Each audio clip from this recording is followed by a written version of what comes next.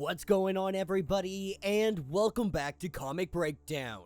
I hope you guys are ready for today because X-Men, they are bringing it. In this video, we are going to be covering Rise of the Powers of X, issue number 4. Professor Xavier has betrayed everybody. He killed Rachel. He joined Omega Sentinel and Nimrod. And he is now declared no more humans. Professor Xavier lost hope. Believing that there was no way of overcoming the AI, he decided to join them, granting him a small sliver of land. Krakoa can exist. Mutant kind can exist on Krakoa, but they will be caged in. They will be left to their own devices. And if any were to ever step out of line, Nimrod would be the punisher. I also have to note that it is very important you check out my other video that's going to come out today, which is going to be X-Men Forever issue number 2. Both of these comics are taking place at the same time. Now, make sure you guys have subscribed to the channel, make sure that you like this video, and with that being said, let's dive into this breakdown. Alright gang, we pick up at No Place X. Professor X, or now deemed Traitor X. He stands above Rachel's body. He just put a bullet in her. Obviously, Rasputin is furious. Without hesitation, she pulls out her sword, and she goes to swing, telepathically communicating with Mother Righteous. She has the power to stop Rasputin, and so for Mother Righteous's freedom, she will stop her. Saying a few words, this is a kill switch for Rasputin, courtesy of Sinister. That's when Xavier turns off all of her pain receptors, and he takes Rasputin out of the fight. And with her mutant abilities, Charles really has to blow her head clean off. While this is happening, Mother Righteous kinda laughs. While she was trapped inside of there, she worked out a way that she could dissolve the other her in the white hot room. And Charles knows that she's gonna try some kind of betrayal. But right now, he assumes that she's too depowered because of her attempt at dominionhood, that she's just drained. Knowing that Mother Righteous is more than likely going to betray them, Charles Xavier stuns her. He puts her down, and he brings No Place X directly to Krakoa, calling out to Orchis, letting them know that he has come to make a deal, that there is a standing order for Stasis's wife. Charles is saying that he is willing to give her up, to use her as a bargaining chip so that he can have a one-on-one with Omega Sentinel. That's what brings us to Charles and Omega Sentinel. Omega Sentinel is more curious than anything on why Charles is here, and this is where he really professes he knows that they're gonna lose. He knows the AIs are moving against the humans. He could have warned them and they could have had a war against the machines. All he wants is for mutant kind to be spared. All they need is their island, and they'll build up defenses. Let mutants live, and let humanity burn. In the end, this is the one thing that they have never tried. And if you don't believe him, you can ask Moira. AI and mutants versus humans. The two futures versus the past. And what he would do in exchange for this. Charles Xavier says that he will work exactly what they need him to do. At the end of the day, he is the ultimate Sentinel. As we pick up in the Atlantic Krakoa, the white hot room, we have the 5 that are resurrecting Rachel. As she comes to consciousness, we find out that Charles killed her. But everybody in this room already knew. Destiny, Exodus, Hope, all of them knew. And so obviously Rachel's a little ticked off. Everybody knew that Charles was going to try to kill Moira, except for Rachel. But right now, Rachel's got to focus on other things. They need her to kickstart the Phoenix. They have to defeat the Dominion. And Rachel going on to say she just really wishes Charles didn't lie to her. But she has a few ideas for the Phoenix. While they head off, we pick up with Nimrod. A gateway opening up, and Omega Sentinel is giving the order to Charles. Find any of them with the slightest thought of rebellion, any Orchis scientist. They are to be purged immediately. Sending the information to Nimrod. Nimrod fires, with the human leaders beginning to get organized. She tells Charles to do something about that. What he does is add a cognitive drain on all of them. Not enough to get them replaced, but enough to render them useless. As we hop over to Moira and Enigma, Moira is filling him in on what Charles is doing. He is selling out humanity for the mutants. Even she is in disbelief.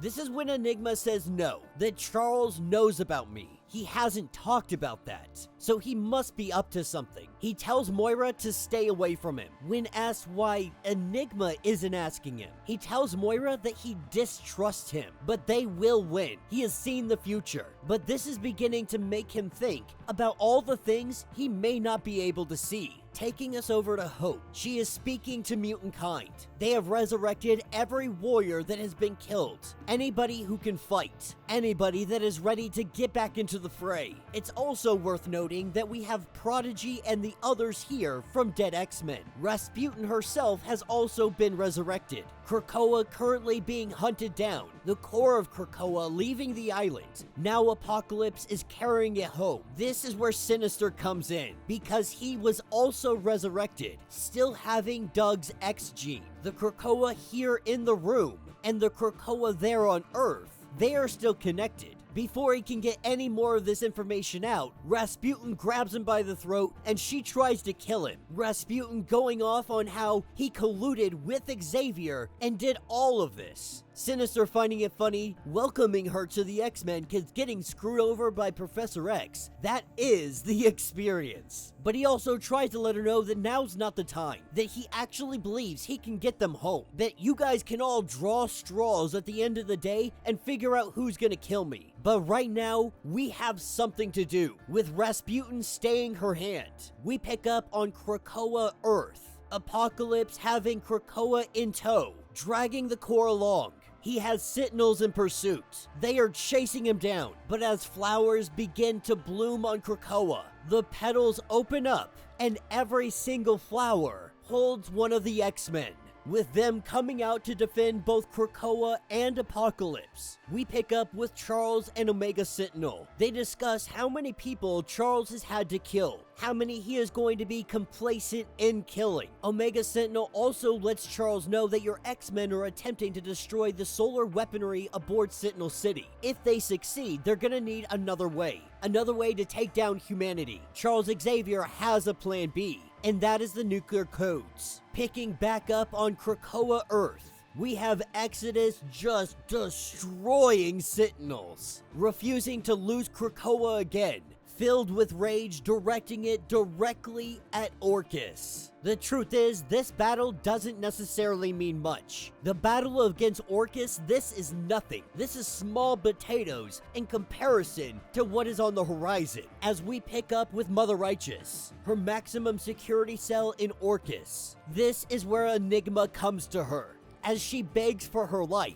She says that she will tell him anything he wants to know, and she does. Now, the Enigma had gone to great extent trying to wipe the Phoenix off the table. The Enigma was successful in doing so, but now with all the dimensions Moira's that have opened up, he might be able to take down the Phoenix. Do it once and for all, because the Phoenix is the one thing that can take down a Dominion. Not wanting to take the risk, Enigma puts out a call to all Dominions. To all of them. He reaches out to every Dominion in existence, or out of existence if you will, and he is letting them know that they are trying to resurrect the Phoenix. Now, Enigma had arranged for the Phoenix to die. In a natural order of things, eventually, the Phoenix would die out of existence. That is, death and rebirth one day would eventually stop. He orchestrated it just perfectly so that the Phoenix went out of existence as he came into existence. But now the mutants are in the process of trying to resurrect it. A monstrous cosmic power that has the potential of hunting them down one by one.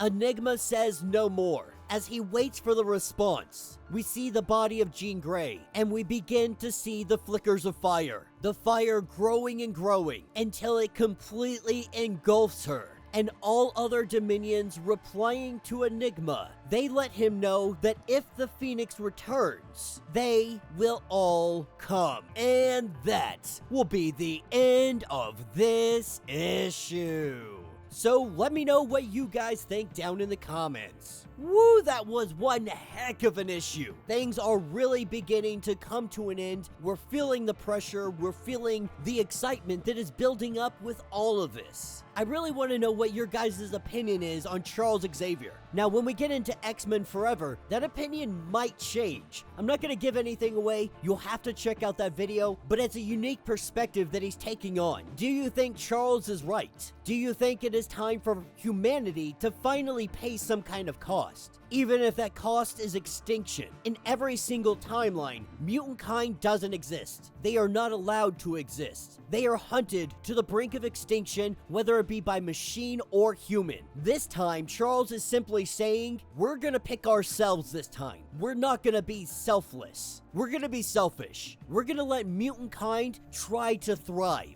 And it is time for humanity to finally feel a little bit of the cost. And it's an interesting way to look about it, because while we can look at it as if we were a mutant, Charles is definitely betraying them. But in a sense, he's also saving everybody. Of course, we gotta discuss what is going on with Jean Grey, with the Dominion, with Moira. All that stuff going on is absolutely crazy. So what they're saying, and this will be explained more in X-Men Forever, but what they're saying is that the Phoenix, it has a cycle. It can come back to life, it can die, come back to life. It can do this, but eventually it will reach a point where it just stops doing that. A natural force dying off eventually. Enigma manipulated the situation to where when he came online, if you will, the Phoenix was dying out. So there was no Phoenix to fight against him. The only thing, apparently, that can take down the Dominion. And it appears that these guys are just absolutely terrified of the Phoenix. So much so that Enigma called all Dominions, all of them, and let all of them know that the Phoenix might come back and I might need your guys' help. They've had an incident before and they don't want it to happen again. They're not going to take any risk. So this time, if the Phoenix gets resurrected and comes back, all the Dominions will then descend.